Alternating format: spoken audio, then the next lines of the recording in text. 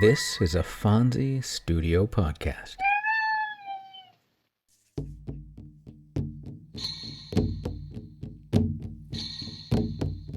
Welcome to Tales from the First Nations. I'm Jay Idle, and every week I'll share with you a tale and ancient wisdom of the native tribes of North America. I'll be joined by my cats, Dawa and Fonzie, who will undoubtedly make their presence known at some point, so I might as well just list them as co-hosts. We hope you'll enjoy the tales and wisdom, raise your vibration, and enrich your life with us every week.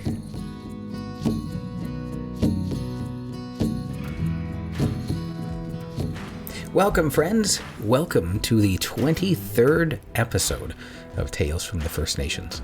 I'm your host, Jay Idle. Today's story is a little bit different than previous episodes. I recently found a story in Algonquin folklore about a rather evil being that feeds on people's worst habits: greed, selfishness, and cruelty. They're all behaviors that could call the presence of the monster they call the Wendigo. Now, I want to put a little warning in here just in case you might be listening with small children. This might be a bit scary for them, so perhaps you should listen to it through and make a decision as to whether you think it's appropriate for your kids to hear. It will not be gruesome in any way, but it is a little bit scary. The Algonquin-speaking people are prominent along the Atlantic coast and the interior regions of the St. Lawrence River and the Great Lakes. Prior to the European contact, that's where they were found.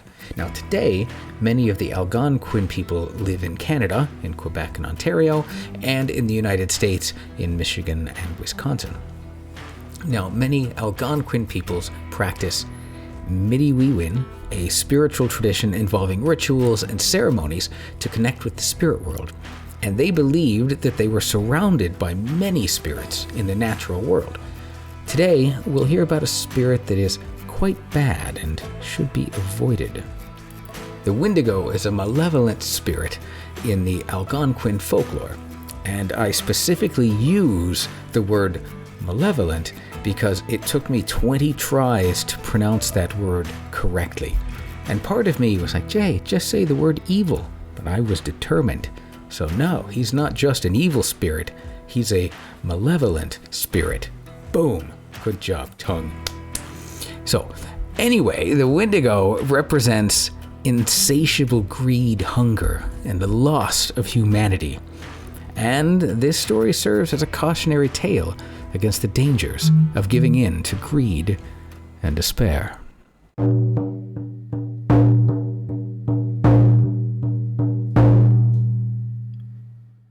Deep in the shadowed forest and icy landscapes of the northern wilderness, there exists a creature so terrifying it can freeze your blood in your veins just by mentioning its name.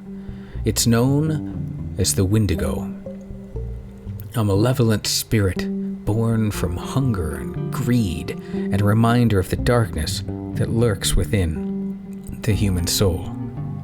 The Wendigo appears in times of bitter cold and famine, when the snow piles high and food is scarce.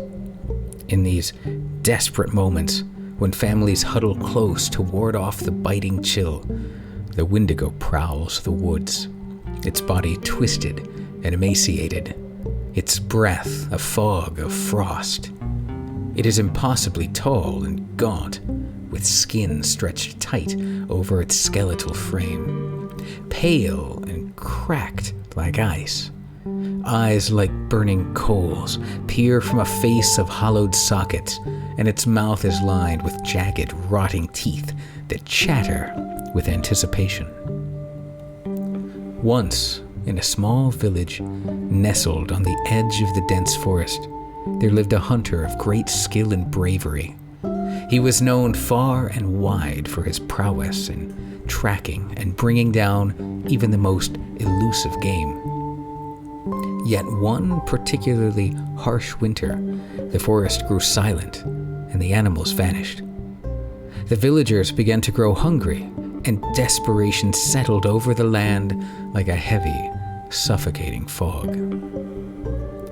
Determined to provide for his people, the hunter ventured deeper into the wilderness than he had ever dared before. The snow was thick and untouched, and the air was still, as if the forest itself were holding its breath. As the hunter trudged onward, he stumbled upon strange tracks in the snow, massive, clawed footprints that seemed to appear and disappear at will, twisting and turning in erratic patterns. Intrigued and driven by his need to find food, the hunter decided to follow the tracks, though a voice deep within him whispered a warning to turn back. The further he went, the darker and more sinister the woods became. The trees loomed overhead like towering skeletons, their branches clawing at the sky. The wind howled through the forest, carrying with it faint, haunting whispers that seemed to call his name. Despite his growing unease, the hunter pressed on, his breath visible in the freezing air. The tracks led him to a clearing surrounded by dead, twisted trees. There, standing in the middle of the clearing, was the creature, tall and emaciated, its skin stretched tightly over its skeletal frame. Its eyes glowed with the malevolent light, and its mouth was filled with sharp, jagged teeth that gleamed in the pale moonlight. The Wendigo. "Welcome, hunter," the Wendigo rasped, its voice a chilling echo that sent shivers down the hunter's spine. "I've been waiting for you." Fear gripped the hunter's heart, but he did not run. He knew that to show fear would only make him weaker. Instead, he raised his bow, his hands steady despite the cold. "Stay back," he commanded, his voice firm. "I'm not afraid of you." The Wendigo let out a laugh. It was a sound like the cracking of ice. "You cannot harm me with mere arrows, hunter," it mocked. "I am the embodiment of hunger and greed, the shadow that dwells in the heart of every man. I have followed you for many days, feeding on your fear and your growing desperation." The creature leaned closer, its foul breath clouding the air between them. "But your spirit, it is stronger than most. You have resisted me longer than any human before." The hunter felt a chill run through him, realizing that the creature had been stalking him, feeding on his despair, watching and waiting for the moment when he would break. He knew that conventional weapons were useless against such a being. He reached for a small pouch that hung from his belt, a gift from the village shaman, filled with sacred herbs and protective charms. "Leave this place, spirit of hunger," the hunter cried out, his voice clear and strong. He flung the contents of the pouch into the air, and the herbs burst into flames, creating a circle of brilliant light around the Wendigo. The Wendigo shrieked, its body writhing as if in agony. "Now, you cannot banish me," it howled, its form flickering and distorting like smoke in the wind. "I am eternal. I am the hunger that can never be sated." But the hunter did not falter. He continued his chant, the words of the shaman's blessing ringing out through the dark woods. The flames rose higher, their light driving back the darkness that clung to the Wendigo like a shroud. Slowly, the creature's limbs began to dissolve, turning to ash and smoke. With one final, ear-splitting scream, the Wendigo disintegrated, scattering into the wind and leaving only silence in its wake.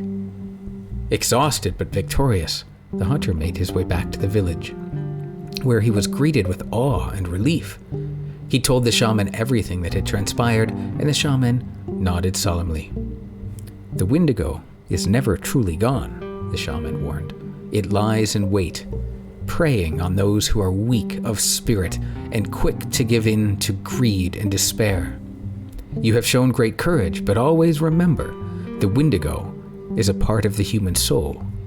It will return whenever hunger and desperation grow too strong. The hunter's story was passed down from generation to generation, a warning to all who heard it. It reminded the people to keep their spirits strong and their hearts free from greed and fear, for the Wendigo would always be watching, waiting for the moment when they might fall prey to its insatiable hunger once more.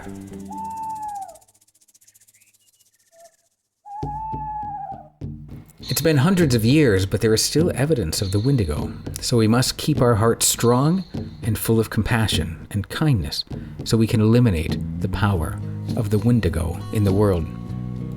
It's with compassion and kindness that I thank you for joining me on my journey and on this podcast. I wish you well and look forward to sharing another story with you next week. Go in peace, return in peace, and may you be well. Our main story today came from thesingingscoutmaster.com. For more great stories and legends, check out the Jaguar Bird channel on YouTube. There is a lot of wonderful content there. And of course, join me next week for another story right here on Tales from the First Nations. I'm Jay Idle, and I will talk to you next time. The beautiful music you hear right this moment was provided by my dear friend Scott Brocklesby, and our podcast image was provided by Mark Lawton. We will see you next time. All right, that's it. How'd we do, Dawa? Phones? Excellent. Then I'll share it.